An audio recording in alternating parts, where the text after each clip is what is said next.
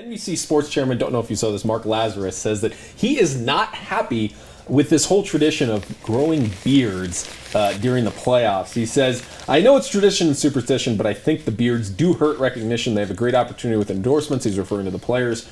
Or simply more recognitions with fans saying, hey, that guy looks like the kid next door, which many of these guys do. I think that would be a nice thing. The players won't like this, but I wish they'd all stop. Yeah, the players won't like it for two reasons. Number one, tradition. Yes. And hockey is an extremely traditional sport. And number two, the players feel it builds camaraderie. Yeah. They all grow beards. They make fun of each other's beards, you know. So he's going to get even like youth sports. They're not going to listen to him. No, this is a TV. This is television, saying like, oh, I want this to be a great show. I can understand what he's saying, but it ain't going to happen. It seems so silly to me. Two quick points. Doesn't matter. Mark apparently wasn't around when the Red Sox won the World Series when everybody was growing beards. And secondly, three things. 180 years ago in baseball, everybody had beards. They're getting them back now in baseball. Absolutely. And the third thing I would bring up is the National Hockey League and NBC should look in the mirror. They don't promote their players. There are only 3 or 4 players that a non-hockey fan even knows. The NBA promotes their players better than anybody in the world. Baseball doesn't promote its players.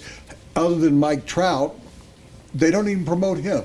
Hockey has always needed, because once you talk to the hockey players, you've done it for countless years. Those are some of the greatest quotes, some of the greatest guys, have the most unusual stories.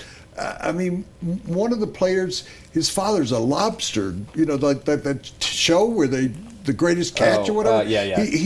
He works on a lobster Blackhawks boat. Player, yeah, and they just don't do a good job of the Olympics, where the Olympics brings you closer to everybody in the Olympics, up close and personal. The beard thing to me is annoying, terribly annoying.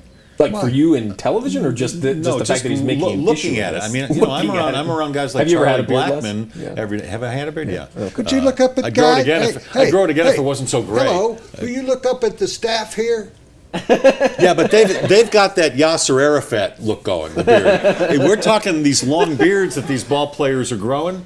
I don't know how they deal with it in the summer months, especially. Like this. I don't know how they deal with that. That's Brian Wilson. It's not your life. At least they're able to grow hair on parts of their body. I'm waiting for if only you knew. I'm waiting for birds to fly out of those nests that are on their chin. Yeah, and I'm looking for those same birds to use your head as a landing strip, because it's like concrete. Okay, great. Now we're trash talking.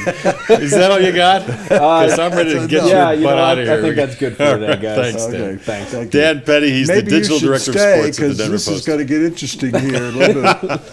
Brought to you by the Harmony Foundation, Colorado's premier treatment program for drug and alcohol addiction. It's located right near Estes Park, a very private, very nice 45-acre mountain campus. They are insurance friendly, so visit harmonyfoundationinc.com.